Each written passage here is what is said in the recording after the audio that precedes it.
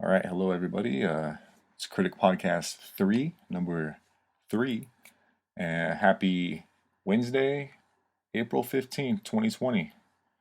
Hump Day. It's Hump Day, even though there's nothing to hump here these days. Currently at my household, at least. But that's just a random thought in my mind right now. But here we go. Today's show, we're going to talk about my Cleveland Browns new uniforms and other jerseys that have been released in the NFL. Bill Gates and microchipping. Working out, what if clothes were never invented? What if everyone had to be naked? And also starting a journey, and what decided the color for boys and girls? Why is blue with boys and pink is with girls? So we're looking at that, and here we are. In 3, 2, 1, let's blast off.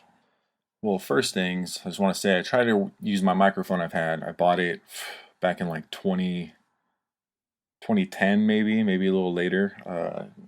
Try to hook it up, did not work. I'm actually researching some microphones to use. I think a Yeti is what I'm going to go with. So currently I'm using the built-in audio. So for now you're going to have to deal with it. I'm still looking at mics and whatnot. But try to hook it up, plugged it in. Said I wanted to use it with my system I'm using, and it just didn't cooperate. So pretty much threw it on the bed and just started the podcast. But the Cleveland Brown jerseys released today. We have a white, all white. You have a brown and white, a white and brown, and then an all brown, which is interesting. I'm a Browns fan, everyone knows. How do I feel about these jerseys right now? I'm going to critique them. This is the Kritic Podcast. We're going to be criticizing these jerseys. Now, from what I'm hearing, they brought these jerseys back to make it look like a classic look, which I agree. You know, back when the Browns were supreme, back in the 60s, when Jim Brown, the greatest running back of all time, well, one of the greatest running backs of all time, that debate is endless, of course. Well, when the Browns reign supreme, and I got to say, I like these jerseys a lot. The all brown option is I'm a fan of. I definitely like the stripe on the helmet. I was seeing that there is a orange pants option for certain jersey sets here. Now, I looked them up on NFL shop.com. They all released. That's where I'm going to get into these Buccaneers jerseys. I know these released a while ago. Same with the Falcons one. Shout out to my sister. She's a Falcons fan. Been dealing with that my whole life. So go me. But yeah, these I'd like the Tampa Bay jerseys. I feel like the creamsicles could have been a huge hit if they released all creamsicle jerseys. So now, if you want to follow along, I am on NFLshop.com if you want to check it out. I'm looking at the Tampa Bay, the new jerseys. One's gray, red, and white. They're obviously advertising Tom Brady because he went there. So I don't know what his legacy is going to leave. It might be a little Emmitt Smith going on over there. If you remember Emmitt Smith's final years as a running back in, Arizona Cardinals. He was decent. He started off strong. I think that's what's going to happen. But I think longevity, it's going to realize, like, dude, Bill Belichick, is just the GOAT. Two GOATs, and we're going to see what path they go. Now, these jerseys I like the Tampa Bay jerseys. I think they're simple. I think everyone's going back to, like, the 90s style, which is good. But I'm looking at now the Atlanta Falcons jerseys. I'm not a fan of this, like, FUBU look they got going. This it's like black at the bottom and it fades into the red. Not a fan of that. It's looking like FUBU or something. Like that's like a jersey you'd buy at like Walmart. I'm not really a fan of that. But the rest are black, and they have like this on the side, a black jersey with a red stripe.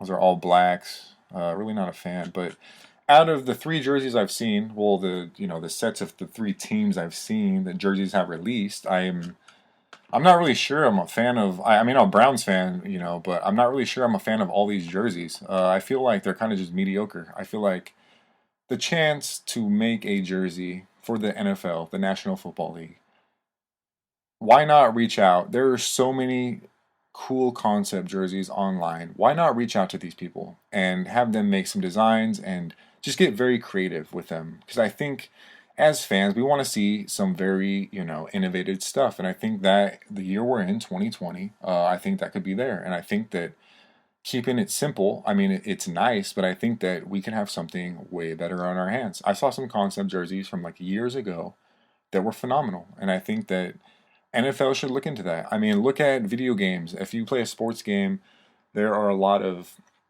custom options that people have that have posted online of like jerseys they've made or like logos they've made, and they're just remarkable.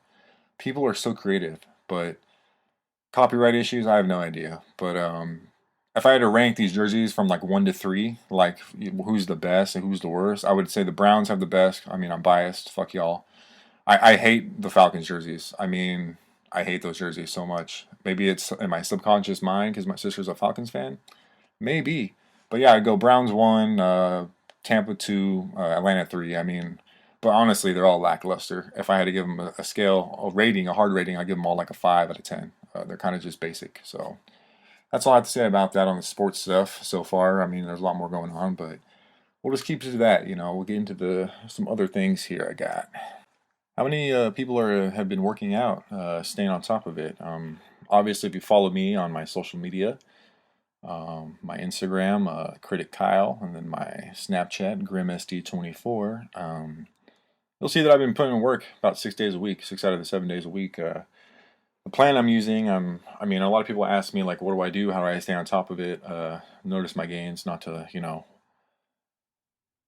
boost myself up there, but I'm getting pretty fucking jacked over here. So what I've been doing is, shout out to bodybuilder.com. They have an app, Body Space, which I was using when I was going to the gym, because there's more equipment there and I can log my workouts. But I was following the Arnold Schwarzenegger plan, which was like the blueprint for mass, and I kind of just kept with that. I just didn't track it on the app lately, so I've been pretty much just doing those workouts. So basically, day 1 is chest and back, and then day 2 is shoulders, arms, abs, and then day 3 is legs, and then I cycle with that, and then I restart it again. But I switched it up the past week. So what I did this week, which I think I'm going to switch it up every now and then. So the first day I'm going to do chest and tris. That's day 1. Day 2, I'm going to do back and bis. Now day 3 is shoulders. Day 4 is legs. And now I have 2 more days to do. So what I'm going to do is tomorrow I'm going to do chest and back, and then I'm going to do arms the next day. So I just kind of throw my body off for a loop, and then I'll miss out legs on one day, but the week after I'll pump in legs there. And when I was working out there, we put some mirrors in the garage because the gym's closed. But I put some mirrors in the garage, and I started looking at myself in the mirror, and I'm looking at the human's anatomy, the physique, everything that we see every day of ourselves, but we really never see our true self.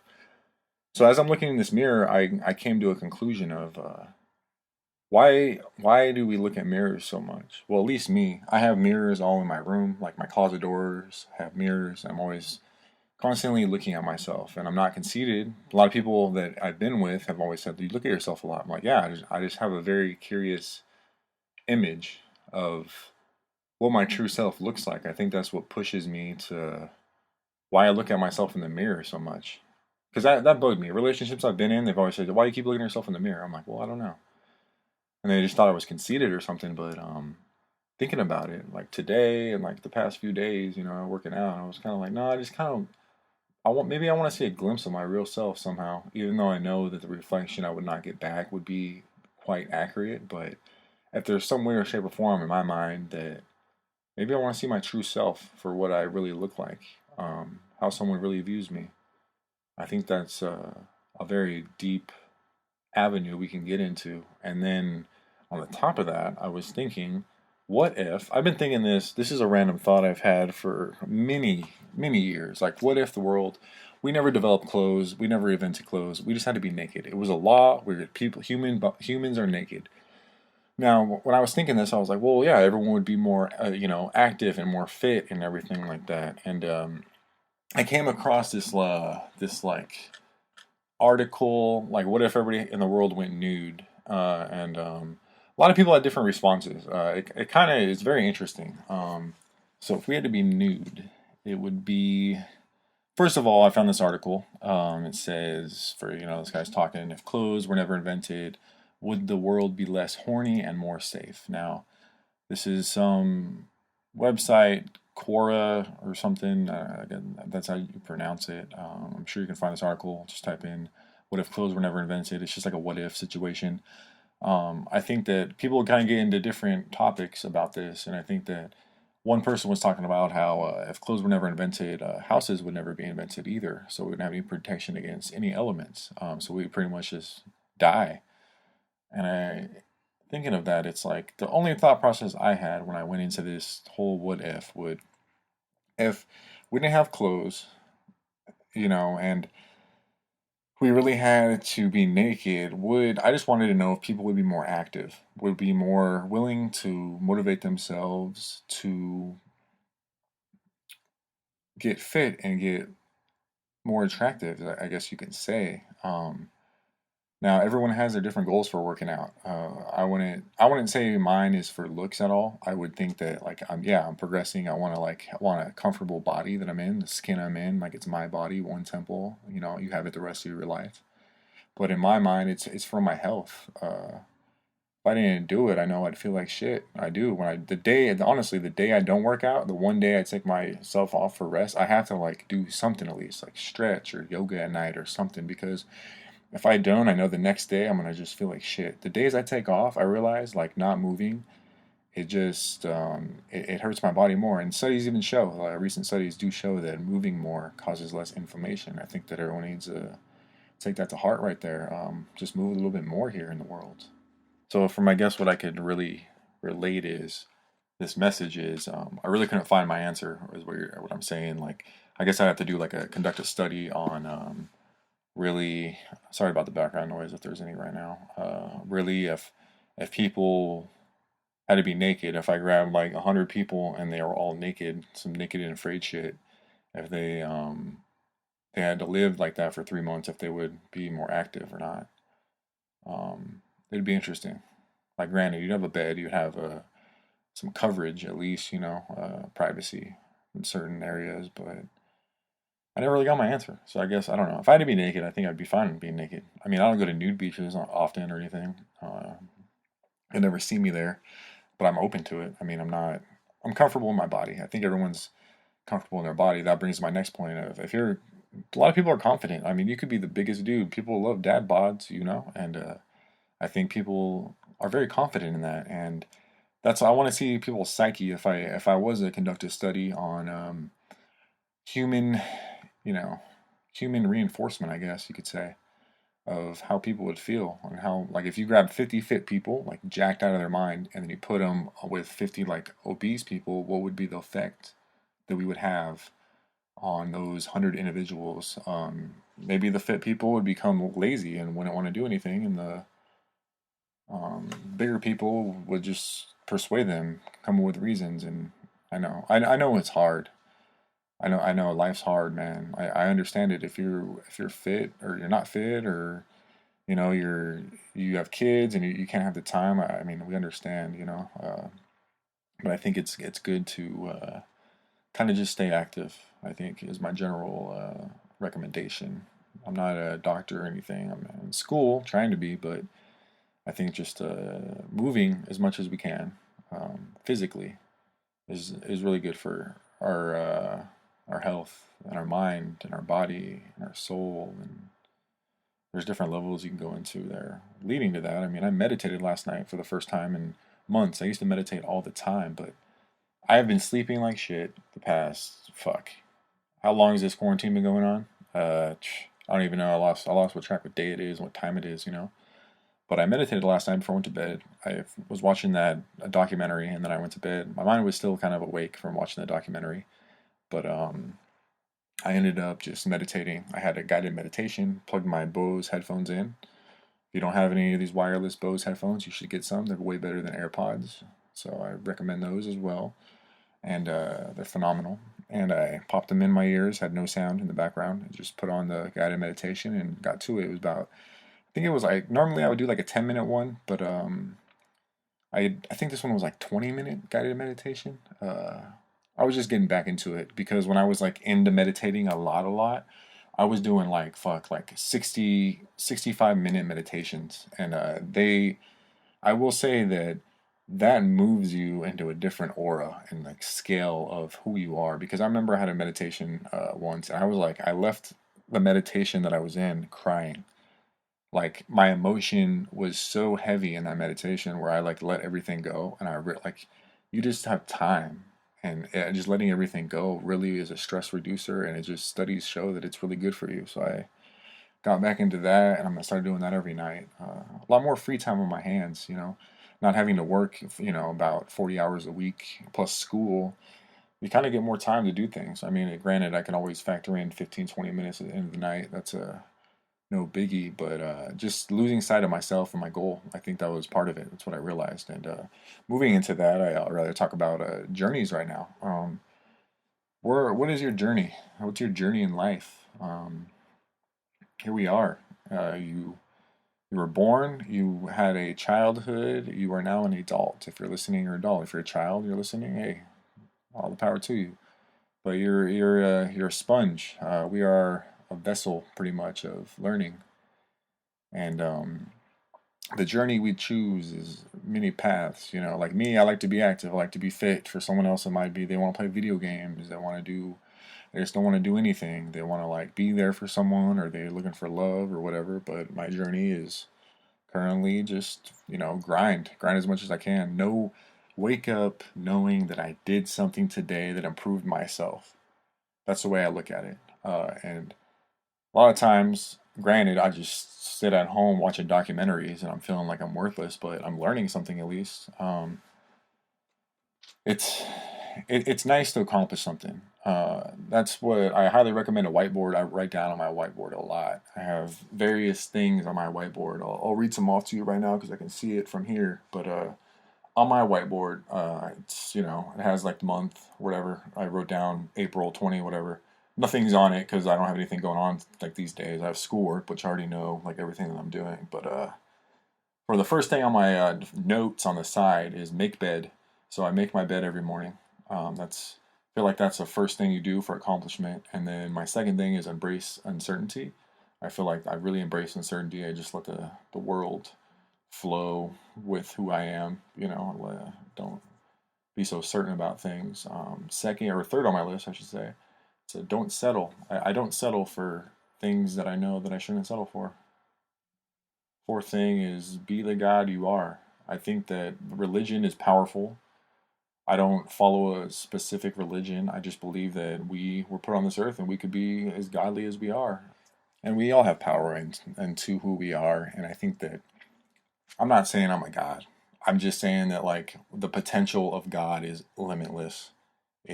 There's no cap on it. So that's my mind state of like I can become better and better. Like I can achieve a goal. Here I am with my goal. But if I succeed in that goal, I got to strive for more. That's what keeps me so hungry.